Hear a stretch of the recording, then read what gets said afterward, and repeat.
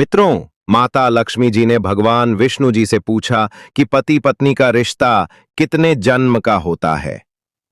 बहुत समय पहले की बात है। बैकुंठ धाम में एक शांत और दिव्य संध्या का समय था। स्वर्णमयी महल के विशाल प्रांगण में शीतल वायु बह रही थी। आकाश में हजारों अप्सराएं पुष्प वर्षा कर रही थीं। भगवान विष्णु छत्र वृक्ष की छाया में शेष नाग पर विश्राम कर रहे थे और माता लक्ष्मी उनके चरण दबा रही थीं। माता लक्ष्मी का मन आज कुछ विचलित था।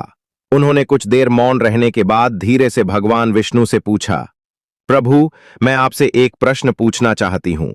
भगवान विष्णु ने मंद मुस्कान के साथ कहा, प्रिय, तुम पूछो। तुम्हारे मन का कोई भी प्रश्न मेरे लिए अति प्रिय है।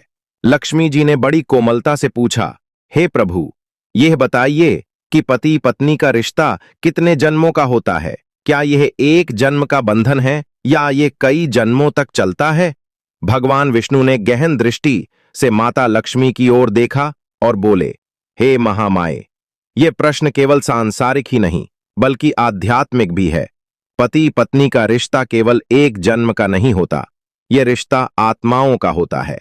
और जब दो आत्माएं सत्य, प्रेम, विश्वास और समर्पण के भाव से एक दूसरे के साथ बंध जाती हैं, तो यह रिश्ता 7 जन्मों तक चलता है। लक्ष्मी जी ने जिज्ञासा से आगे पूछा, किनकी आत्माएं 7 जन्मों तक साथ रहती हैं प्रभु? क्या हर विवाह ऐसा होता है? भगवान विष्णु बोले, नहीं देवी, हर विवाह 7 जन्मों तक नहीं चलता। जो विवाह केवल वासना, धन या समाज की मजबूरी के कारण होता है, वह जन्म पूरा होते ही समाप्त हो जाता है।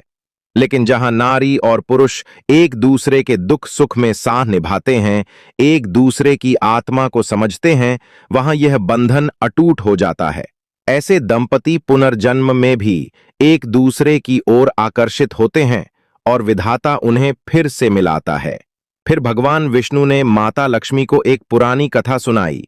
प्राचीन भारत में देवभूमि के एक छोटे से गांव में रति और रमेश नाम के 2 सरल आत्मा वाले स्त्री पुरुष रहते थे।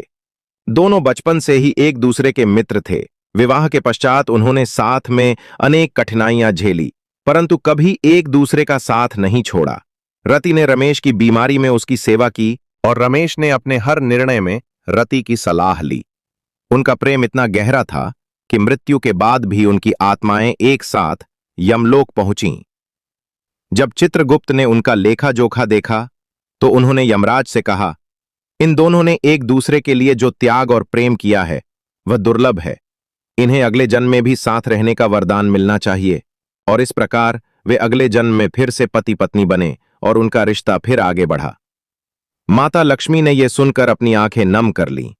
उन्होंने भगवान विष्णु के चरणों में शीश झुकाया और कहा, प्रभु, आपके वचनों से आज मेरा हृदय संतुष्ट हो गया। अब मैं समझ पाई कि पति पत्नी का रिश्ता केवल एक देह का नहीं, आत्मा का होता है। जहां समर्पण होता है वहीं पुनर्जन्मों तक चलने वाला बंधन बनता है। भगवान विष्णु ने मुस्कुराते हुए कहा, हे लक्ष्मी, यही कारण है कि तुम भी हर जन्म में मेरी अर्धांगिनी बनकर साथ रहती हो। जब मैं राम बना तुम सीता बनी, जब मैं कृष्ण बना तुम रुक्मिणी। हमारी आत्माएं एक दूसरे की परछाई हैं। ये रिश्ता जन्मों से भी परे है। उस क्षण आकाश में देवताओं की गंधर्व संगीत गूंजने लगी, कमल पुष्पों की वर्षा होने लगी और तब माता लक्ष्मी ने मन ही मन यह संकल्प लिया, जब तक यह सृष्टि रहेगी मैं हर जन्म में भगवान विष्णु की अर्धांगिनी बनकर उनके साथ धर्म, प्रेम और सेवा का जीवन जीती रहूंगी।